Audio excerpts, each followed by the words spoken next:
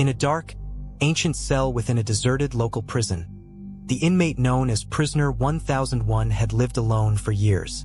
Everyone knew one thing about him: his cold brutality and his ability to manipulate the fear of his victims before carrying out his crimes. He was not an ordinary killer. His cunning intelligence allowed him to study his victims meticulously, watch their movements, and choose the perfect moment to strike. The stories circulating within the prison were terrifying. Strange noises emanating from his cell at midnight, muffled screams that sent chills down the spines of other inmates. No one dared approach his cell, as if it housed a demonic mind. What made the prison authorities shudder even more was that no evidence had ever been discovered, not even the slightest trace linking him to the victims who began to vanish one by one.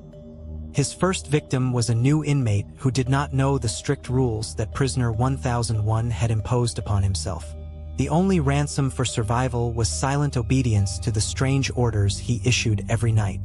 When this inmate failed to follow the instructions, 1001 began to perform his gruesome rituals, which no human dared to describe in detail, fearing that imagination would lead to the horrific truth. The prison had become a terrifying laboratory, where 1001 observed every movement, every whisper, and every heartbeat of potential victims. He treated pain and fear as if they were an art, weaving them meticulously with every passing moment in the cell. Even the guards working in different shifts began to feel that a dark presence consumed the air around his cell, as if pure evil had a tangible existence, wandering among the decaying walls. Over time, Prisoner 1001 became a terrifying legend among inmates, a figure seen only from a distance and spoken of in hushed, fearful tones. The missing victims struck terror into everyone's heart, leaving no trace of their existence except for the lingering scent of fear that filled the corridors. He chose his victims carefully, often selecting those who showed any sign of weakness or confusion. One new inmate, arriving on a rainy day, immediately sensed something wrong in the air. Shadows shifted in the corners of the cell, seemingly watching him and whispering his name. He tried to ignore the feeling, but he quickly realized that every movement he made was observed, every step calculated by Prisoner 1001. When he attempted to speak to a guard, there was no response, as if the entire prison was silenced under an unseen threat. The nighttime sounds grew more distinct. The creaking of old doors, muffled screams, even a faint, sharp, sudden laugh that filled the abandoned halls with dread. These long nights became a trial of the spirit, where every passing minute intensified the sense of fear, and danger crept closer gradually. 1001 moved silently, using the darkness to test his victims' reactions, leaving them with a feeling of utter helplessness before the final strike.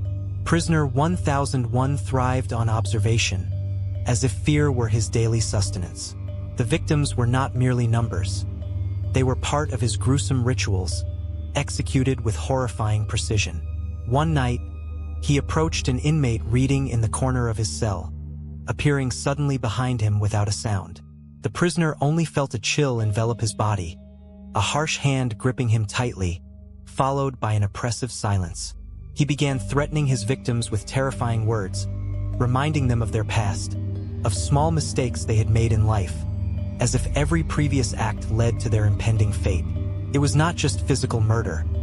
It was a complex psychological manipulation, leaving deep scars on the soul before the body finally succumbed.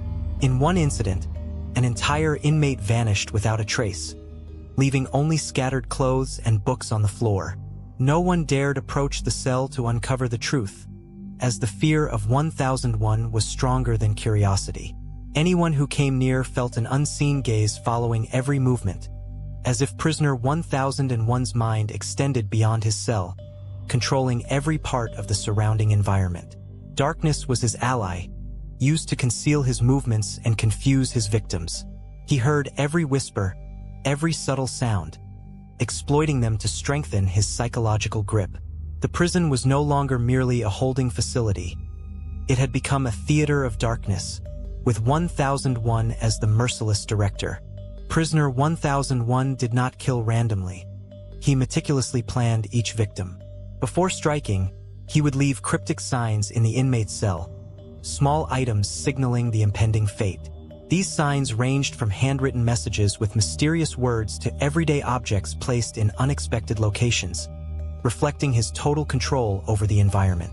One inmate who noticed these signs felt terror from the very first moment. He began hearing faint whispers from the corners, sometimes seeing them move in inexplicable ways. He tried to escape, but the doors suddenly locked, as if 1001 monitored every step before granting freedom. Hunger, isolation, and darkness were also his tools. He knew the human mind crumbles under pressure and exploited every moment of weakness to intensify the victim's sense of utter helplessness. Every movement, every glance, every sound was part of a meticulously orchestrated horror experience. Even the guards feared passing near his cell, noticing strange changes in the prison environment. Objects moving on their own, silent screams, and even a sudden, inexplicable odor. All of this made prisoner 1001 cell a zone everyone was warned to avoid. On a cold night, a new inmate arrived at prisoner 1001 cell, unaware of the legend surrounding him. He tried to adapt, but immediately felt eyes watching him from every corner. 1001 did not speak. He merely sat in the shadows, observing every movement, letting fear slowly seep into the victim's heart. The inmate began hearing soft footsteps following his every movement, and sometimes whispers coming from the walls themselves. The more he tried to ignore them, the louder the sounds grew, as if the prison itself was breathing terror, every part of it under the control of a merciless, monstrous mind. 1001 began playing with the inmate's mind, testing his endurance, presenting impossible choices. Every choice led to more fear and isolation. Every passing moment heightened the victim's sense of helplessness. It was not merely a test. It was a brutal art reflecting a clever killer's control over his victims before physically harming them. As hours passed, the inmate felt time stand still, shadows drawing closer, knowing that every wrong move could be the last. The psychological terror was stronger than any physical threat, turning the cell into a place inhabited by pure evil, with no hiding place or safety. As days passed, other inmates began to feel that prisoner 1001 was not just a killer, but an entity that consumed everything around him. The disappearance of victims became a daily occurrence, and no one dared speak of them, fearing that merely mentioning them could determine their fate.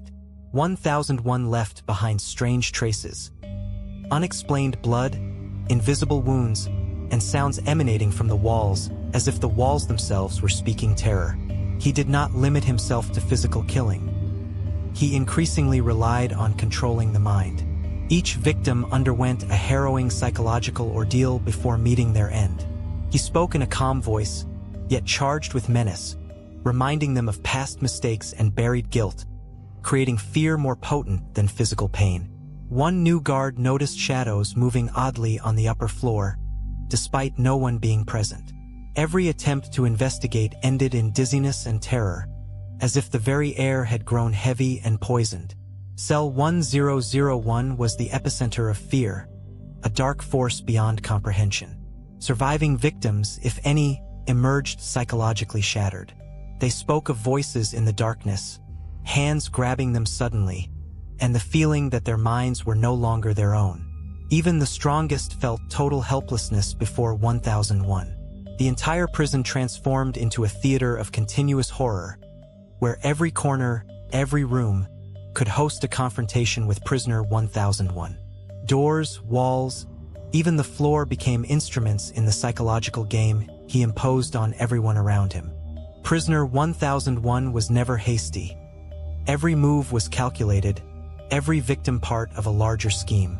He employed intricate methods to terrorize his victims, from shadows and sounds to simultaneously manipulating mind and body.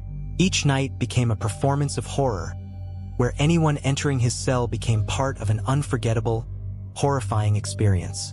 One inmate attempted resistance, believing he could escape 1001's control, but the prisoner exploited his psychological weakness.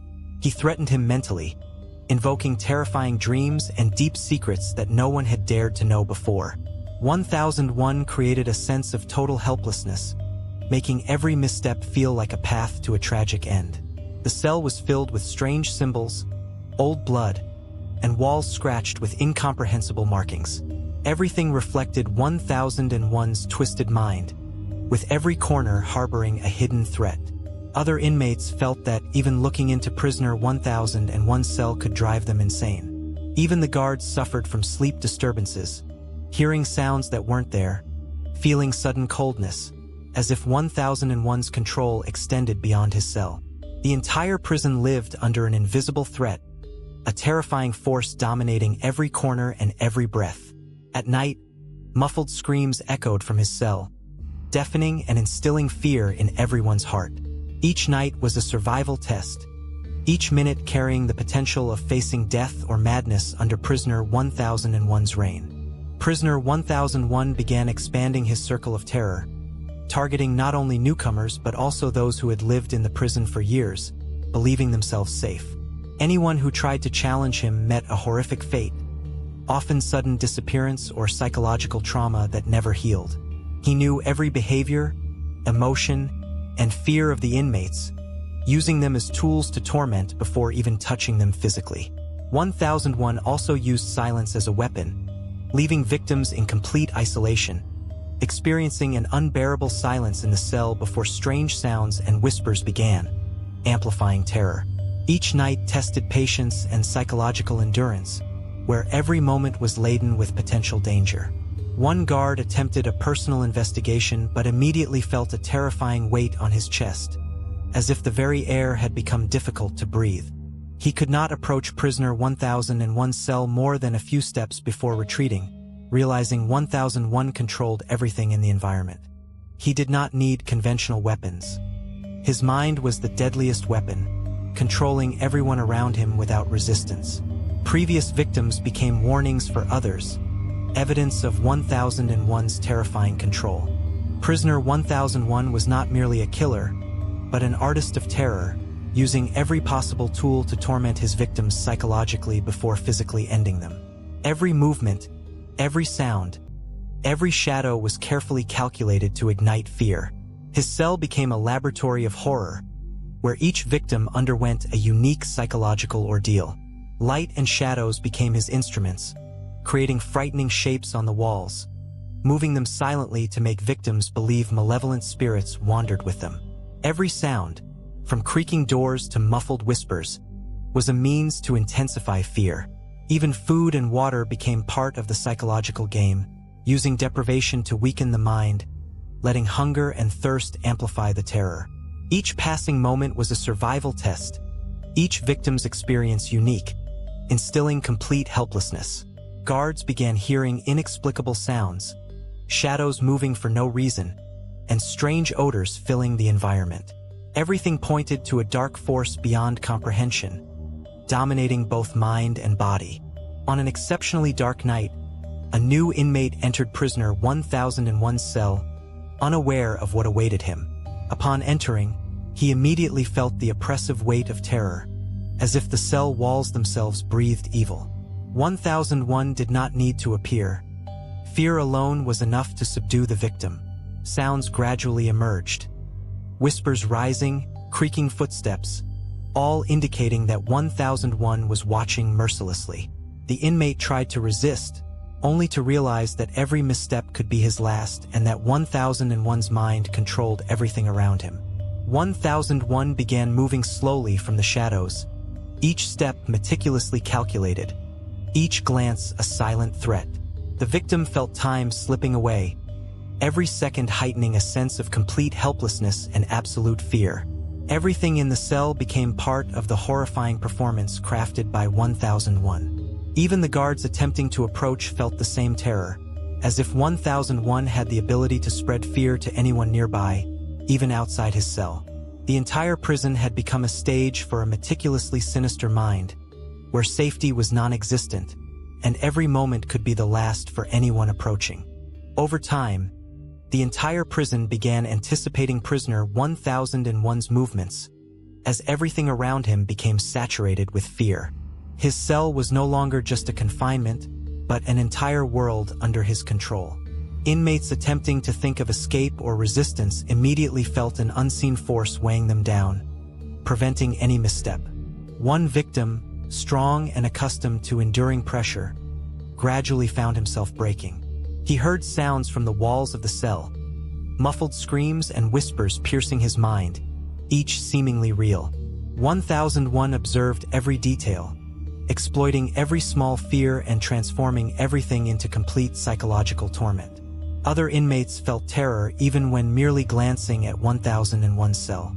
They occasionally heard muffled screams emanating from the cell and felt sudden, strange coldness. All these signs confirmed to everyone that 1001 was no ordinary human, but a dark force surrounding every corner of the prison. Sometimes, 1001 would appear suddenly in the shadows, vanishing before anyone could see him clearly. He manipulated time, creating the sensation that every minute stretched endlessly, and that fear persisted without relief. There was no safety or peace anywhere, and every misstep could be the last for any inmate or guard. Prisoner 1001 began employing new tools to terrorize his victims. No longer relying solely on shadows and sounds, he started leaving mysterious bloodstains on floors and walls, creating the feeling that death was near. Each victim would see frightening messages written in his cryptic handwriting, messages predicting their potential end, as if 1001 announced their fate before executing it. One victim tried to ignore the messages, but they seemed to move within his mind, planting guilt and fear. Every wrong move was noticed, every moment of hesitation exploited. 1001 did not need conventional weapons. His mind was the ultimate instrument of terror, controlling every sensation and emotion. Even the guards began to feel his watchful presence from afar, hearing inexplicable footsteps and whispers, sensing him in every corner. Even the bravest began to hesitate, as if fear had become tangible, consuming every part of the environment. The cell became a symbol of absolute terror. Every wall, corner, and sound pointed to 1001. Inmates lived in constant fear, as if their lives were no longer their own. 1001 controlled everything, adding a new prey to his long chain of terror each day. Each night, prisoner 1001 tested the psychological and physical limits of his victims. There was no mercy. Every movement, every word, every glance was part of his brutal game. Victims noticed that shadows moved freely, as if part of 1001's body, as if evil itself inhabited the place. One inmate tried to resist, but 1001 employed unimaginable psychological methods. He reminded him of his deepest fears, placing him before impossible choices, each leading to more torment. Other inmates felt terror merely from hearing his screams at night, as if the sound carried lethal power. The walls bore traces of blood and strange symbols representing each previous victim, reminding everyone that 1001 showed no mercy, and that any mistake could be the last. Guards feared approaching, as if he could breach the cell's boundaries and control everything around him. Most terrifyingly, 1001 did not need to touch anyone to leave his mark. Every misstep, every whisper, every sense of guilt sufficed to make the victim collapse psychologically before the horrifying end. Prisoner 1001 controlled everyone around him, even his fellow inmates. There was no place for rest or safety. Every movement in the cell was under his surveillance, and potential victims lived in constant fear. He moved silently, leaving a trail of terror in every corner he passed. One victim felt as if his mind separated from his body, and that everything around him was a nightmarish dream with no escape. Sounds, shadows, and colors were all tools of 1001, used to amplify the sense of terror. Even the guards felt constantly watched, as if 1001 controlled the entire prison. Every scream, movement, and whisper was part of the psychological game he imposed. Each night, 1001 selected a new victim, passing them through the same horrific experience, reminding everyone that he showed no mercy, and that anyone could be the next prey. Prisoner 1001 became known as the most brutal in the prison's history. His story spread even among veteran inmates who thought they had seen everything. Anyone approaching his cell felt a dark force surrounding them, as if the very air was filled with terror. 1001 used innovative methods.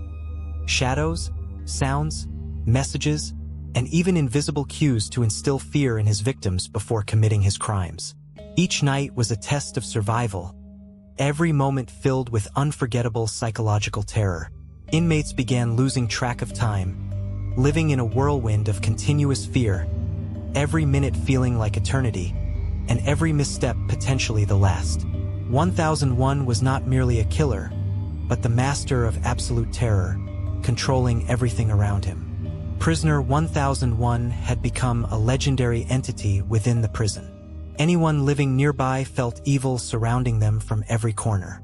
Victims became mere reminders of his power, and the abandoned areas around his cell bore witness to his brutal crimes. Every new victim was a horrifying experience, and 1001 tested every corner of their fear, every pang of guilt, every heartbeat.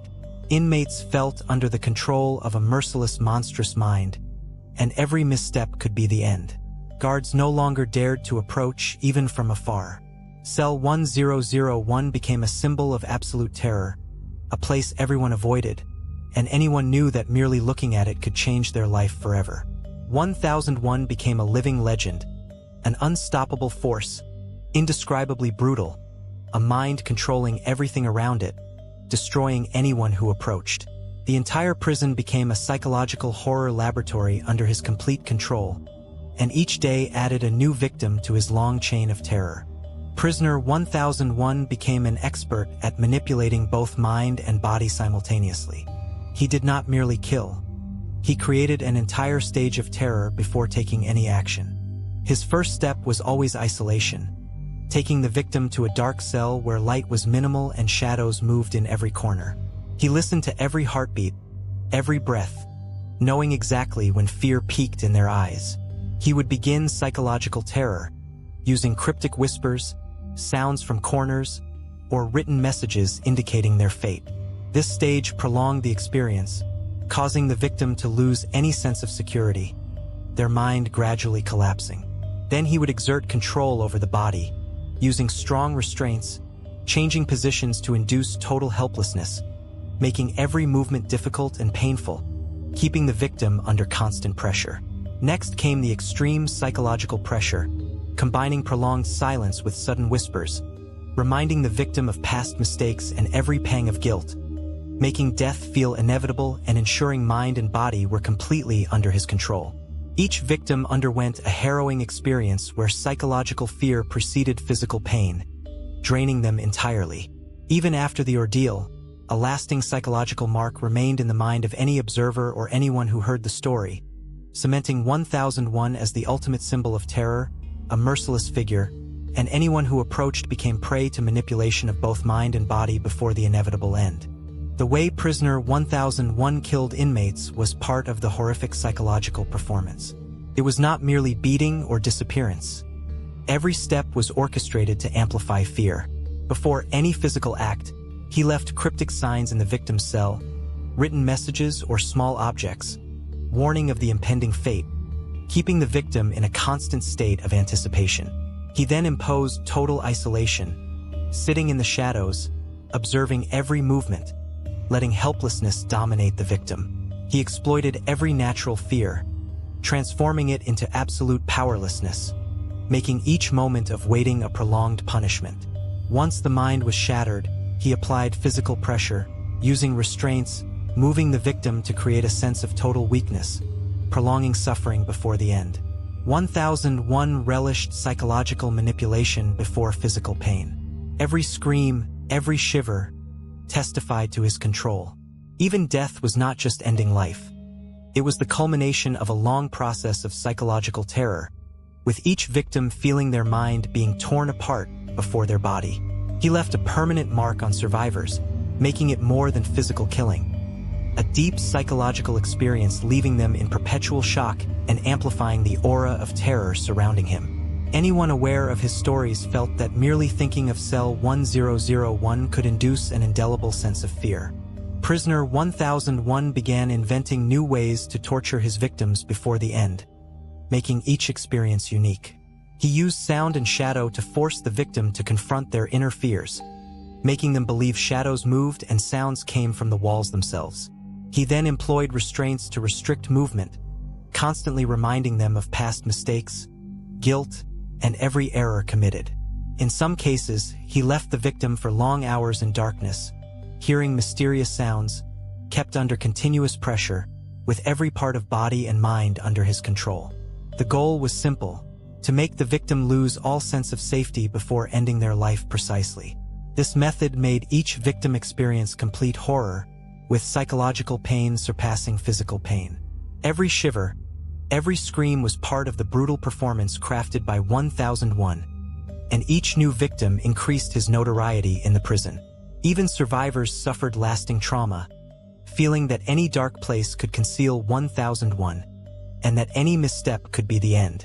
Everything around him became a tool of terror. The air, walls, and floor were all under his total control. In the end, Prisoner 1001 became a living legend, the ultimate terror controlling anyone who approached.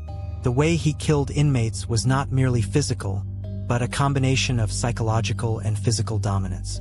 Each victim endured prolonged isolation, fear, and psychological torture before the physical end. He carefully selected his victims, using shadows, sounds, cryptic messages, and total isolation to create a complete experience of terror. Each victim lost any sense of safety. Every wrong step threatened their life, every breath under his control. Even after his potential death or capture, he left a legacy of fear in the prison. Any memory of his cell was enough to instill panic. 1001 was not just a killer, but a symbol of absolute control over mind and body, indescribable brutality, and a terrifying lesson for anyone daring to approach. Surviving inmates, guards who saw the shadows, and anyone who heard the stories lived in constant fear, as 1001 proved that the mind can be deadlier than any weapon and that psychological terror can outlast physical death. Thus ended the legend, but its impact remained as enduring fear, a symbol of cruelty and savagery, a person who could turn everything around him into a tool of terror, a mind without mercy, making anyone who approached an inescapable prey.